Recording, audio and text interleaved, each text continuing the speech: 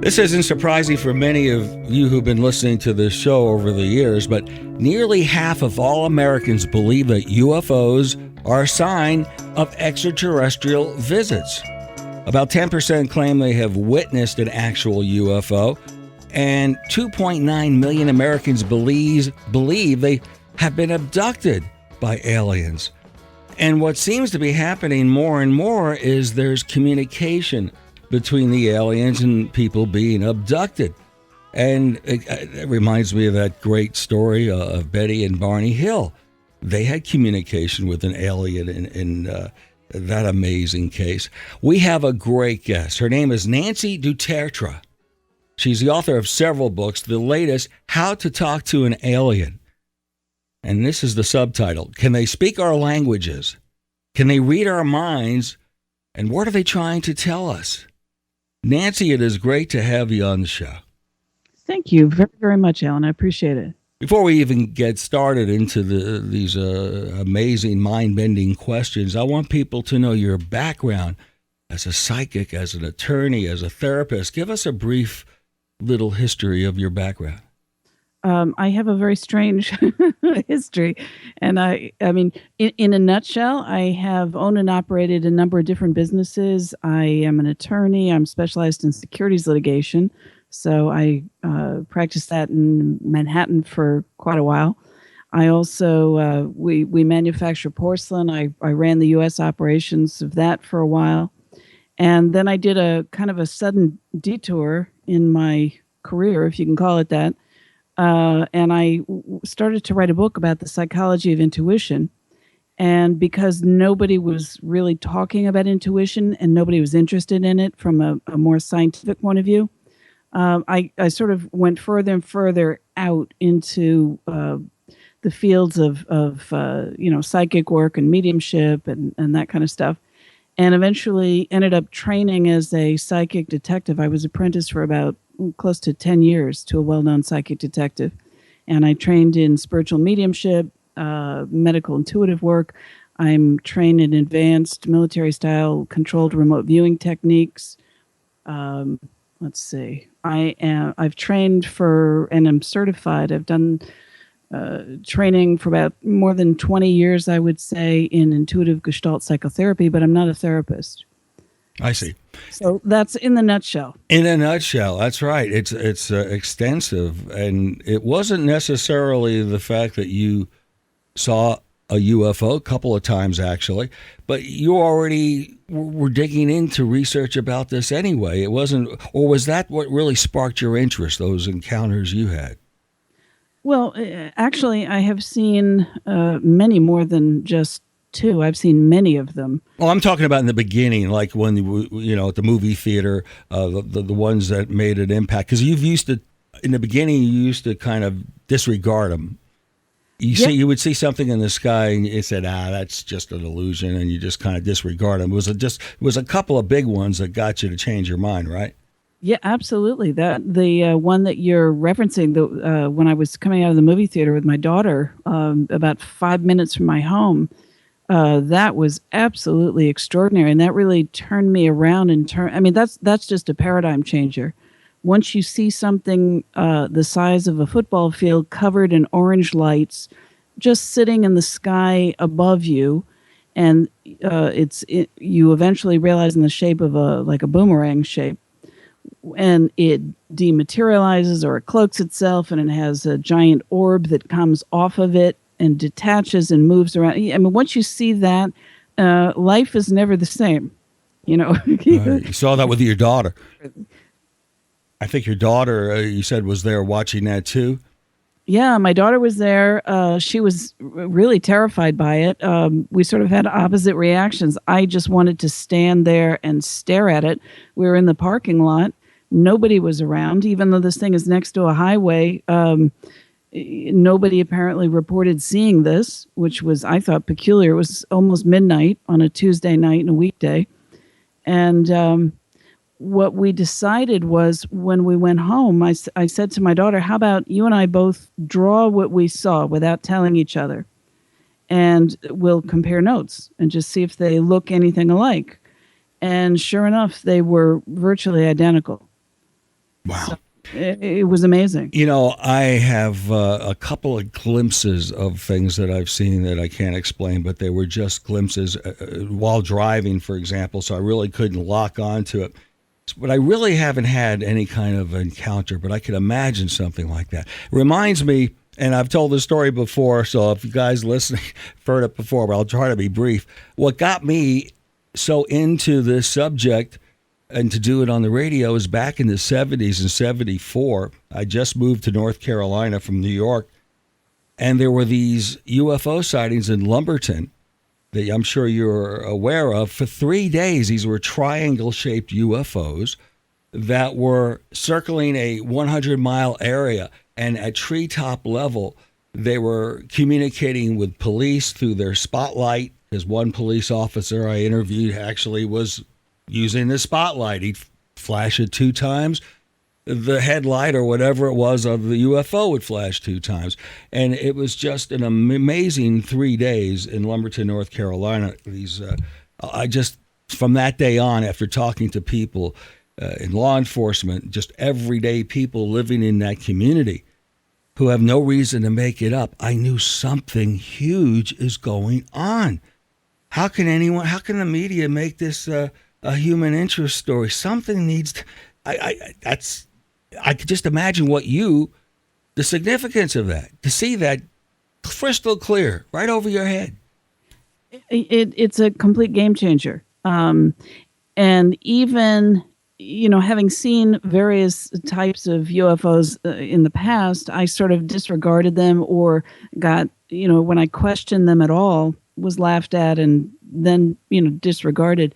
But, the idea of I talk in my book, How to Talk to an Alien, I talk about one of the ways that communication is accomplished is exactly what you're talking about. And you can do it with lights. People, the sea study protocols, where you go out into a desert, you sit there, you meditate, you maybe flash lights, you play certain types of sounds, that kind of thing.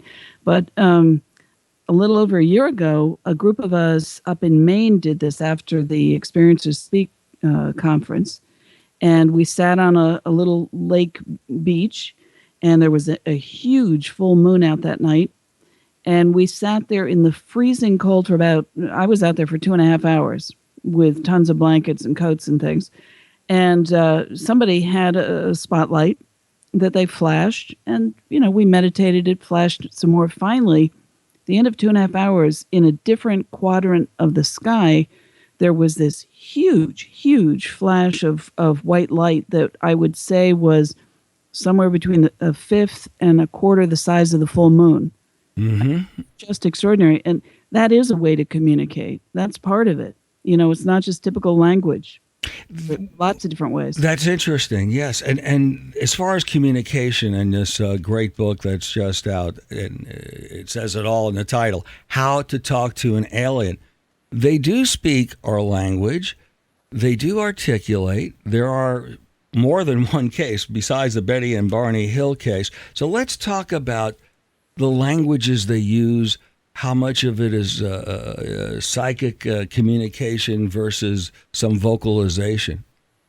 Yeah, well, what I did is I tried to sort of back it up as far as I could to the beginning, because if you're going to talk, most people talk about the telepathic communications that seem to go on between contactees and abductees. And what I've discovered is that they actually do create vocalized sounds and languages. It's not 100% telepathic. I think the telepathy is the communication of choice, but that's not the only way it is. But in order to figure out if they're able to communicate audibly through speech, you have to know, do they have the right type of anatomy? I mean, do you have a mouth, larynx, vocal cords, nose, all that kind of stuff, ears to hear it? In order to know the answer to that question, you got to back it up even more. You have to ask yourself, are we dealing with, one type of alien or multiple species of aliens? And my research absolutely showed that we're dealing with many, many different races or species of aliens. Mm-hmm. It makes sense. And some of them, they talk about the grays having just sometimes just two little nostrils or little holes instead of Right. like a whole nose, and sometimes a little slit for a mouth, sometimes no mouth at all. So the question is, how do they speak? You know, or if you get the more humanoid looking ones, it seems pretty obvious that, yeah, of course, they ought to be able to speak, at least from what we could see about their exterior, if they look like us. You get to the insectoids or the reptilians, and suddenly you're in a whole different ballgame. And what I suggested was actually, for example, a lot of the insectoid type of aliens that contactees talk about, the praying mantis types, if you compare them to the actual insects, on planet Earth, the praying mantises, um, they don't have ears. Their ears are actually located on their thorax, or near their abdomens. So if you're looking at, if there's a relationship at all between our praying mantis and these type of insectoid aliens, um, even if you looked at them, you wouldn't necessarily know if they have the capacity to listen and to speak. So we're dealing with, all over the whole gamut of possibilities for speech. But yes, they do speak, apparently, many languages. Some of them many, and some of them none. And we'll get into temperament in a little while, and as far as their personality and how stern they are when they communicate. But let's talk, do they have accents? Yeah, that was a really cool thing that I discovered. I just thought that was the greatest thing. Yes, what's interesting is some of them speak perfect, whatever the native language is. And some of them speak with these really heavy accents that have been described as anything, in the different case histories, from Scandinavian to Arabic sounding to Chinese sounding to one of them has that I was researching has I think it's a Gansevoorian type of accent, because that's the planet that he said he came from. So yes, and of the ones who have accents, it kind of tells you something about their origins, and also it tells you about their lack of interaction in most cases with the human race. There was one, I thought this was just totally fascinating. There was, out of the W56 friendship case in the 1950s, there was an interaction between an entire town in Italy and this collective group of all different types of aliens, different species. And they apparently lived in a 200-mile long underground base beneath the Adriatic Sea. And one of them apparently learned how to speak Italian by listening to old radio clips of Mussolini. So he spoke with that really sort of sharp, nasally type of sound with a, sounds like one of those things, which was funny. But, that's how, if you listen to the accents, and that's assuming they speak the language well. Right. You can learn something about them. And that's the whole key here. We don't know much about them. They seem to know a lot about us. We don't know that much about them. I want to hear about some of your encounters or conversations that you might have had. But let's talk about the temperament of these aliens, since assuming they come in from different parts of the universe, and some are reptilian, some are like ETs. Talk about temperament. I was always wondering about that, because I remember Betty Hill talking about how one of the aliens that she encountered, I believe she said, was a little more friendly and outgoing and helpful, calmed her down a little more maybe, and the others were very stern, businesslike. I think that, again, it depends on whatever the species or race is that you're dealing with. And I think, just as, within the human race, you got really terrific people and you have not so terrific people. I think even within the same races, you have differences. And I certainly have heard, stories about, from friends of mine, contactees and abductees. One of them who had, she had the full, classic alien medical exam done, including they took out her eyeball out of her socket. They did a lot of really frightening things, Yeah. but she loves them. She just thinks that, she has a very, very intense, close, loving type of spiritual relationship with them. I have another friend who was telling me about the first time that she recalls being abducted out of her bed at night. And, little Gray came into the room, and she's a very sort of lovely, forgiving, spiritual type of person. And she was open, and she thought, well, okay, this is maybe the strangest thing I've ever seen, but, hello, what do you want? Why are you here? And what do you want from me? And so, and she telepathically tried to communicate all that. She said this little gray being was cold, colder than a robot, just mechanical and almost cruel in the way it then, basically forced her out of her bed and took her onto a craft. And she also went through, that classic medical thing. So I think people get very different reactions. Humans get different reactions, but also I think that the aliens present themselves different ways. Some of them seem to be kind, or at least communicative. They'll give information. A lot of them, I think in the case of Benny and Barney Hill, I think most of those communications, from my understanding, was they were sort of just told what to do. It was sort of matter of fact. It was, okay, now you do this, now you do this.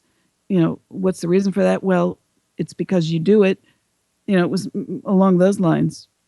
If I had the opportunity to ask questions of an alien, I think the first question would be, or one of the first questions would be, when are you going to do a mass landing where local and national TV coverage will be live on the scene? And so it's not like, well, somebody photoshopped that. I mean, it's amazing the evidence, the circumstantial evidence that we have that we're being visited. It's a huge amount. But until it is broadcast live and it's a major event, I don't think enough people are taking it serious. So I guess the question would be, are they planning anything like that? Is there going to be anything like that in the near future? Do you know? No, I don't know. I certainly, I have maybe heard little possible whispers of this, that, and the other.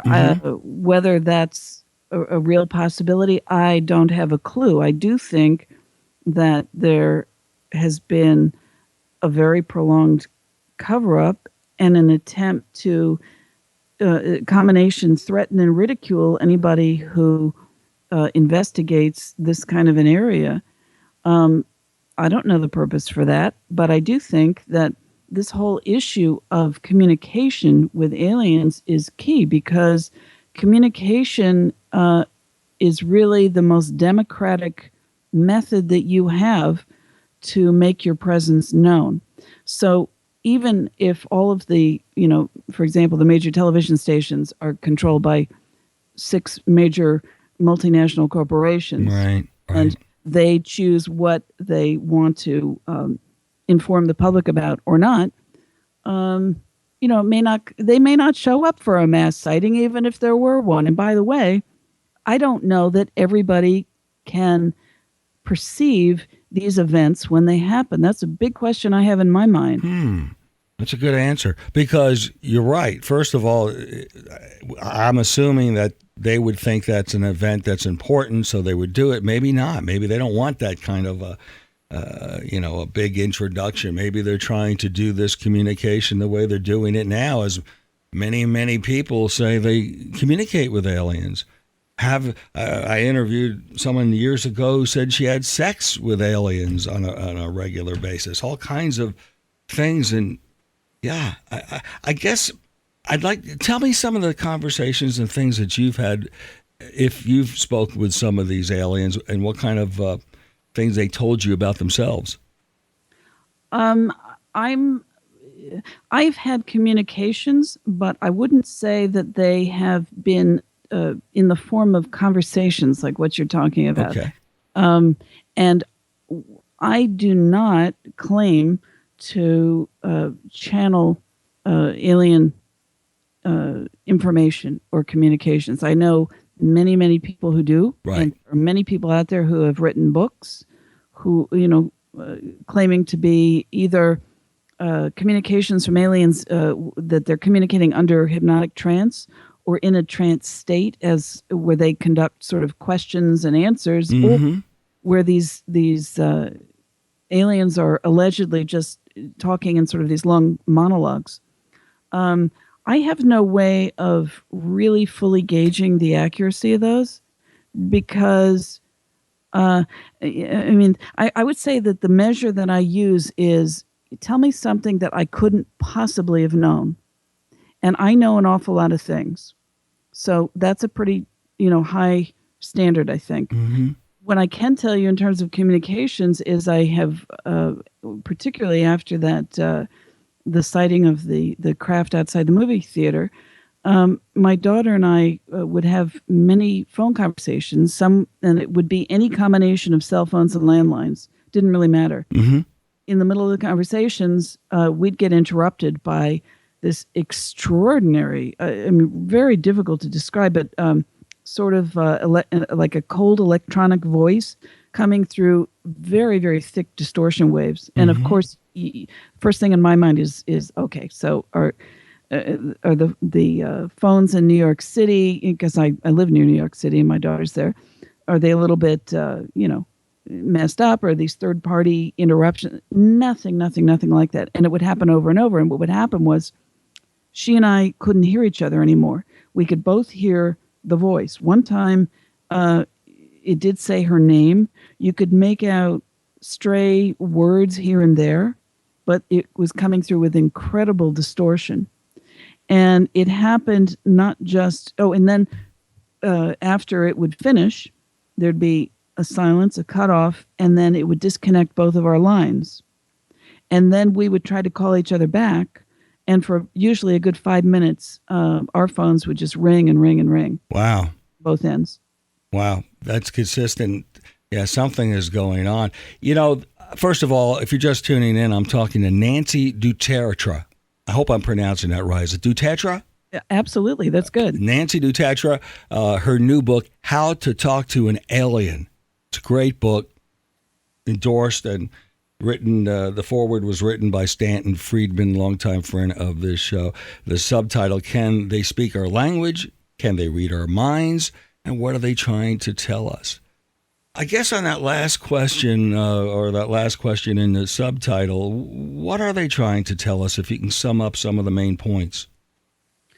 It seems that many of the points that they're most obviously telling us is what, a lot of the abductees and the contactees come back saying that they're talking about interconnectedness, of the importance of our spiritual evolution, the importance of love and taking a non-militaristic type of a stance, paying attention to our environment so that we don't destroy ourselves one way or another, and to understand that they're part of the fabric of our reality and, vice versa, so that what we're doing here has implications for them wherever they are, be it, in this galaxy, different galaxies, different dimensions, inside the Earth, under the ocean, wherever, they happen to be, that what we're doing has implications for them also.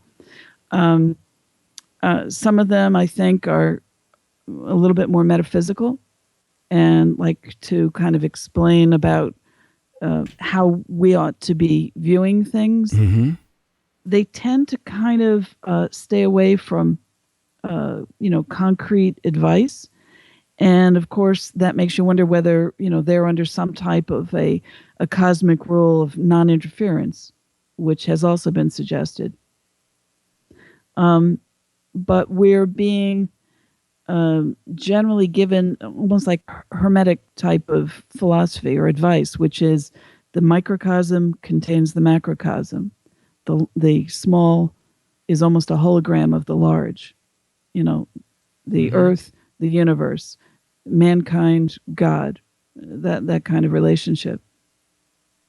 You mentioned before, this is fascinating to me because you're right. There are people who write books who say they communicate with aliens.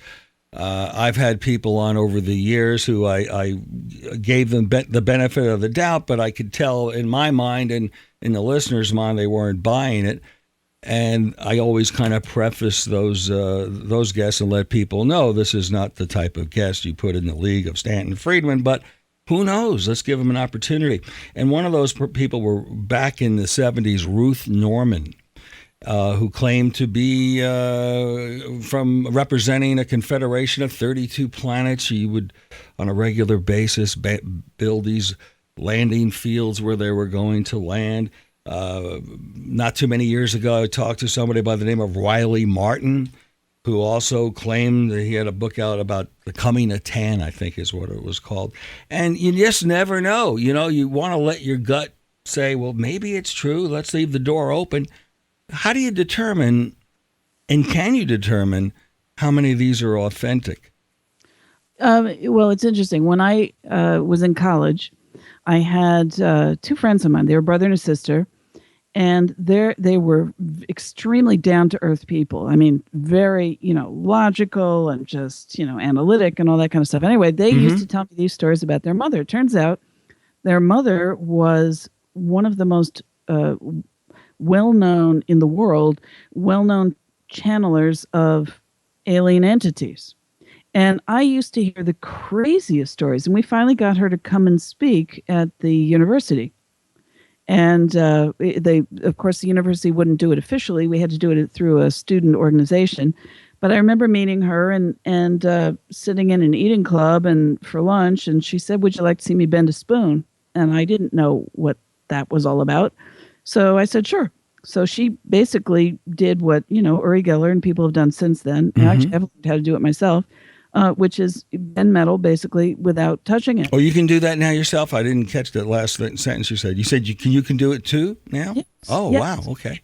Continue. You can do it. It's like it's like being psychic. I learned how to do it. I trained. I didn't used to be. And if I can do it, anybody can do it. That's the whole point of all this stuff. And by the way, that is a message. That's an alien message, which is we have to come into our own powers. Yeah. At any rate, this woman, one of the stories, and I recently had this reconfirmed by speaking with her kids again. She was channeling an alien entity, but a different alien race or whatever came through her. And within a period of, I think it was about 17 seconds, she had put on 40 pounds. She popped all the buttons on her shirt and her skirt, and it took her years to take it off. Man. It was a very unpleasant entity. When you get absolute physical stuff like that, it's hard to say, well, I don't know that. Yeah. There are ways, I think, that they do manifest in very, very real ways that you can't disregard. Yeah, I recall the people who claimed to have been implanted. There were X-rays and things that were removed, some sort of implants. That's the problem with reports like this and stories like this, because as true as they may or may not be, everyone tends to lump it in a certain category. As we were talking about the media, the media is fine with it as a human interest story, little green men and now but here's the weather. They're fine with that, and they don't mind, when late night shows, when I was doing it in the 70s, and of course Art Bell and Coast to Coast and lots of people are talking about this and taking it serious these days. They don't mind that so much because they could always say, well, that's the weird stuff late at night. That's how they kind of rationalize it. But no one's really doing serious investigation. Peter Jennings might have tried, but nothing really is taken serious. I still know people that won't really give it any credence until maybe PBS talks about it. I mean, it's at that level. You notice that? Not only do I notice it, I just a few weeks ago spoke with somebody who was the former executive producer for one of the nation's largest TV, what would you call it, magazine style shows. Mm-hmm. And I had suggested that, maybe this person might be able to talk to, some people about my book, How to Talk to an Alien. Right. And he said, nah, I remember we covered a bunch of that stuff, maybe 20 years ago, but basically it was all proved to be wrong and false and everybody was debunked. So, nah, I don't think anybody in television right now is going to be interested in that. And I thought, isn't that phenomenal? This is probably what's going on. It's the biggest story of mankind. Forget about the century or the millennium. Yeah, I agree with you. Have stick your fingers in your ear and go la la la la la, because a magician can reproduce something that can be done by other means, not necessarily always by magic, is incredible to me. I know. What an argument. What a weak argument. But one of the reasons why I've written this book is because I know that people are a little nervous when it comes to the actual messages, because everybody thinks, well, it's subjective.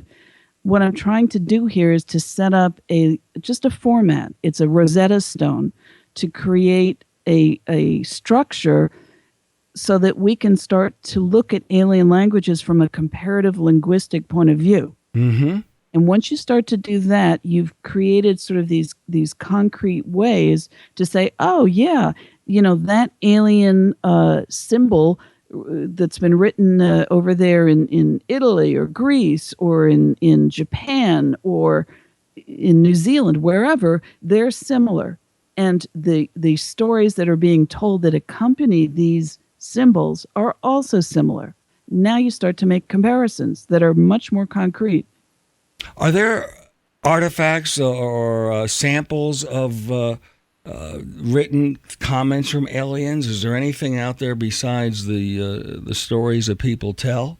Absolutely, and I include two of them in my book, How to Talk to an Alien.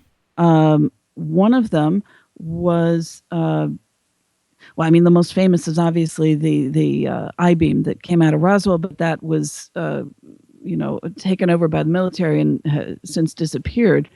But there's, out of the W-56 case in Italy, mm-hmm. You have a letter apparently written by an alien in alien writing and handwriting, and I've included that in the book. There's another one that came out of a Florida case. It was a letter that was apparently dropped out of a spacecraft as it was taking off. And it was retrieved by the contactee who had actually met the aliens, allegedly. Mm-hmm. It was John Reeves. And he made he told the media.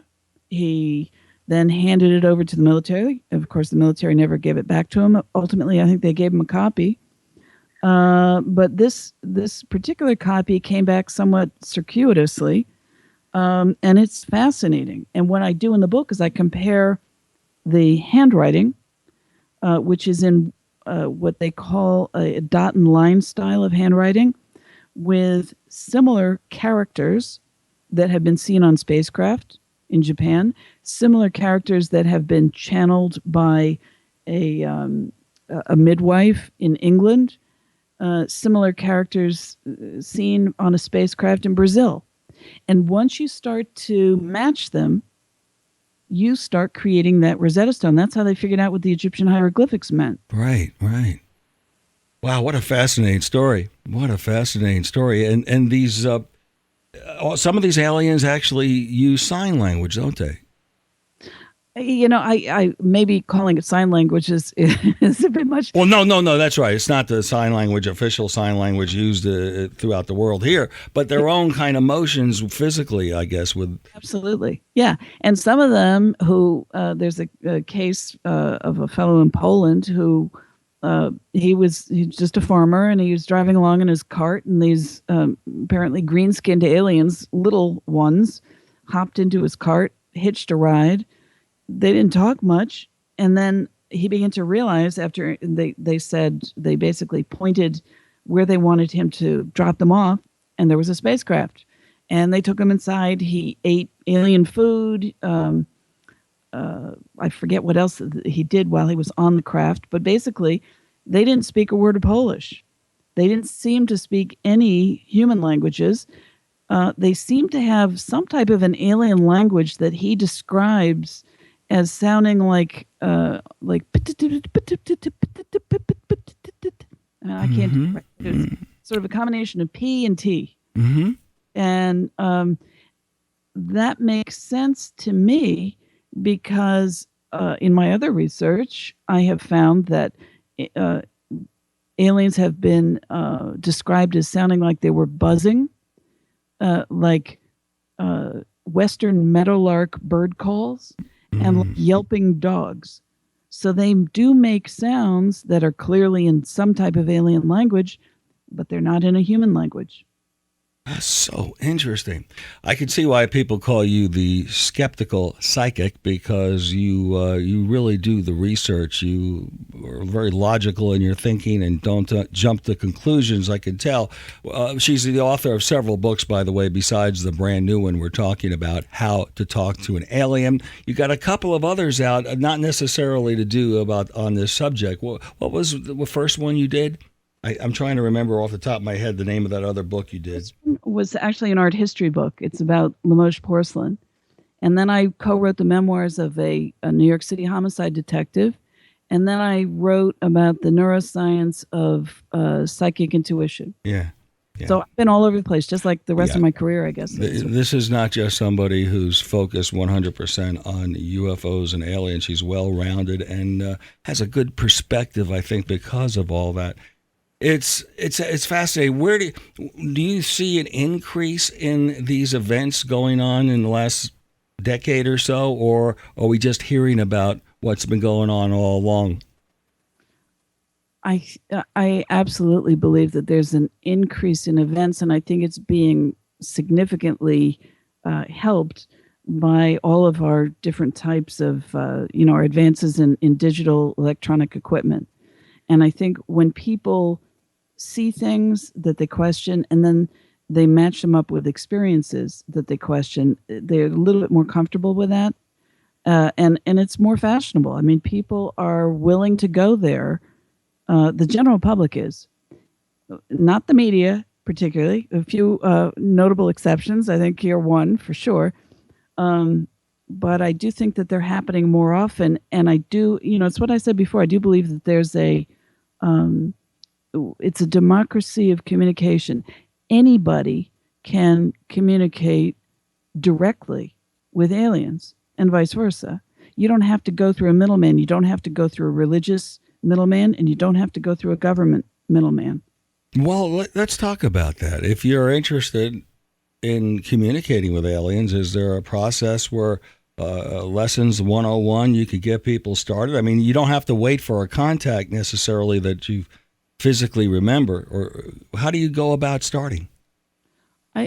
I think that the best way to start, if you've not already been in some way singled out, which is sort of a clue that you are being invited to a dialogue, I think that you start on a telepathic level. And I think that I think that all of my background and training in psychic mediumship has been incredibly helpful, because it's enabled me to understand how and why it works. And also understanding that, the speed of thought is the fastest method of communication, whatever space-time dimension you're talking about. But I think you start out telepathically inviting them. You state your intentions, whatever they are. And I think they have to be, in some respect, open and peaceful and respectful. I start out this my book, How to Talk to an Alien. I say, and I was sort of joking, but sort of not, which is the answer is how do you talk to an alien? The answer is very politely. You continue. I'm sorry. Go ahead. I don't know. you're bringing back memories for me. Early in my radio career, this is probably about 1977, we did a broadcast live. This is long before cell phones. We did a broadcast live from a very mysterious place in North Carolina called the Devil's Tramping Ground. And it, legends and books have been written about it. And it's supposedly this circle where nothing grows. And if you put something in the circle by morning, it's removed from the circle. And so the broadcast was about 100 miles from our studio. So we had to, just use our imagination. But we managed to get on the air, stayed on for 7 hours. And one of the things we did with a psychic, and at the time, her name was Mickey Dane. I don't know whatever happened to her. But we tried to contact UFOs. And we had not only everyone there, a couple hundred people at that site, but radio listeners were all, and I asked them to get comfortable, lay on the floor. I had certain kind of sounds that were played to kind of get us in the mood. We tried to communicate. We tried to get them ultimately to land somewhere where we see them. And it was a fascinating experience. Nothing really happened as far as UFOs at that moment or during those hours. But the next morning, we're looking at the papers, and there's a big headline. I saved it to this day. UFO sightings over the Voice of America in North Carolina. And that's kind of what we were hoping, some kind of sign. And I don't know if it was just coincidence that those UFOs were there and made a big deal in Greenville, North Carolina. So anyway, that's the kind of thing I think I would like to see, some way of doing this experiment and getting a reaction. And how often do beginners get a reaction, or does it take a while? Well, and actually, based on what the story you just told there, I don't know if you know Jeffrey Mishlow, but he wrote a book called The PK Man for Psychokinetic. Yeah. A guy named Ted Owens, who he's no longer with us, but he apparently could call in. He could allegedly change the weather, create, these crazy pathways for hurricanes or tornadoes or electrical storms or lightning, but he also was able to predict UFOs. And by doing exactly what you guys were doing, he would call them in. Maybe he wouldn't see them, but he would look at the newspapers the next day, and in whatever that area was, there'd be reports. That's a form of a sighting, And I do talk about speech. Audible speech is not the only way to communicate. And if you go a little bit outside of, how we normally think of what's communication, fine, you get to telepathy. Most people get that, sort of. You have electronic manipulation of sounds. You have crop circles, symbols, dreams, channeling, remote viewing, technological devices, what's known as neurohacking through implants. You have mental downloads, what we talked about before, UFO spacecraft responses, or also different types of body language. So there are millions of ways to communicate, and it is being done. In fact, I even talked about how even the NSA recently came out with a declassified report from its journal stating that they had been working on, their top cryptographer had been working on decoding 29 alien messages. And apparently they relate to, in the way that he did complex mathematical formulas to try and decode the language. They wouldn't say what they had received. I thought that was interesting, but the language apparently refers to different types of earth elements, including rare earth elements. Right. And we're seeing it around the world, governments getting more open about this and discussing it. We had two presidents, Jimmy Carter, one, he saw a UFO. He tried to get information out. Clinton tried to get information out. Didn't really get too far. I don't know about President Obama, but there's no doubt about it. We're opening up to this. Communication. SETI is something that I know Stanton Friedman thinks is silly. It's a nice attempt, but the idea of SETI is to get radio waves sent by an alien race, because we assume that that's the highest form of communication or the most efficient way, and they would be doing it because we're doing it. And that's always hard for me to digest. What do you think of SETI's efforts? I'm with Stanton 100%. I think it's the silliest thing I ever heard.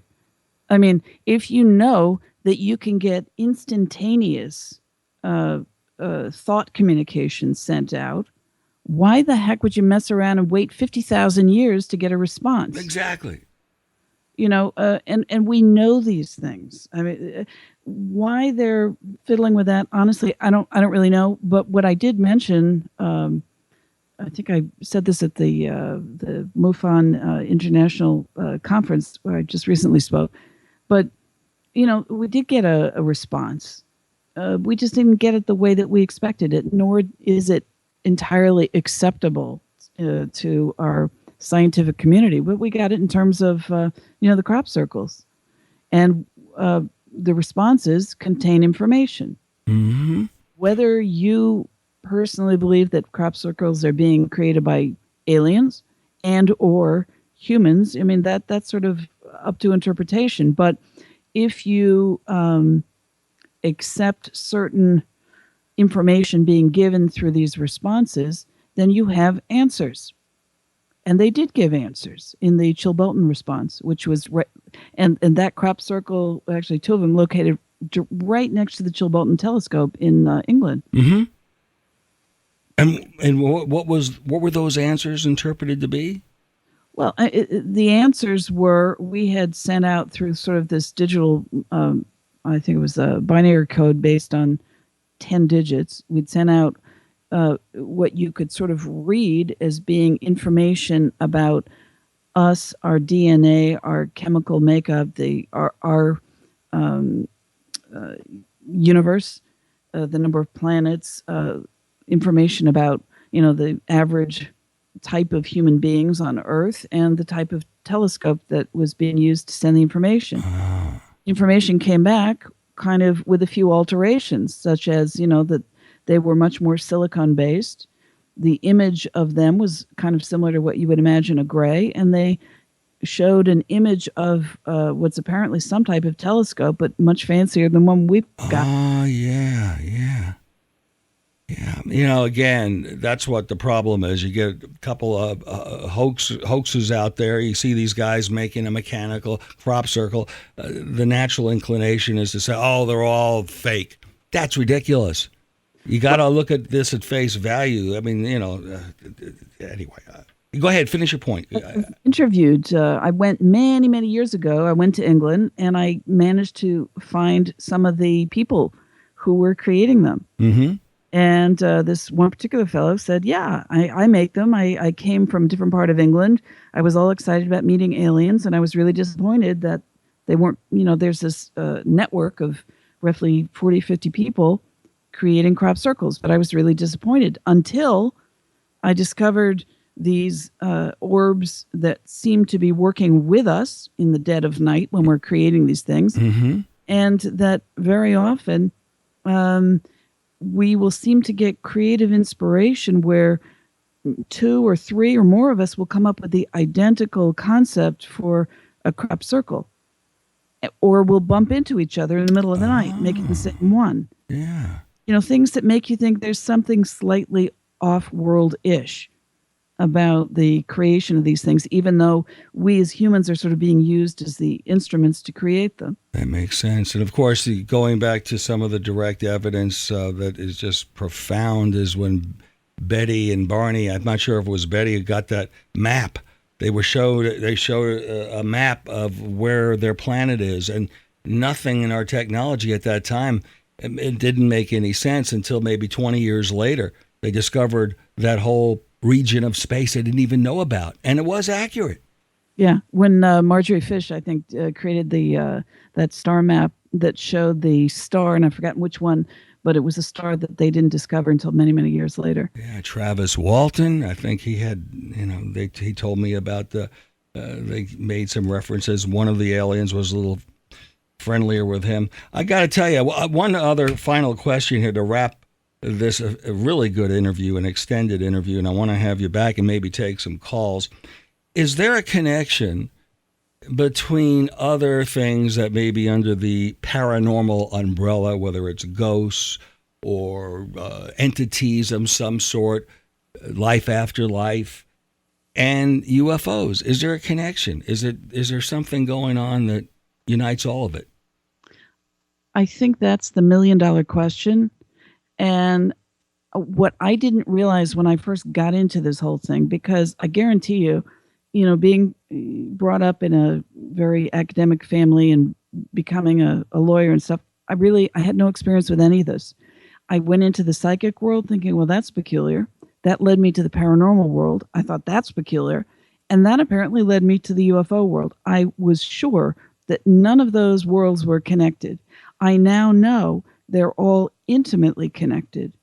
And, and I'm sure you know this, that, if you look at a lot of these the cases involving contact or abductions, that the people, not only do they report being, seeing the aliens or being abducted, whatever, on the UFOs, but they report a lot of paranormal activity in their homes that you would normally associate with ghosts and spirits and that kind of thing. Mm-hmm.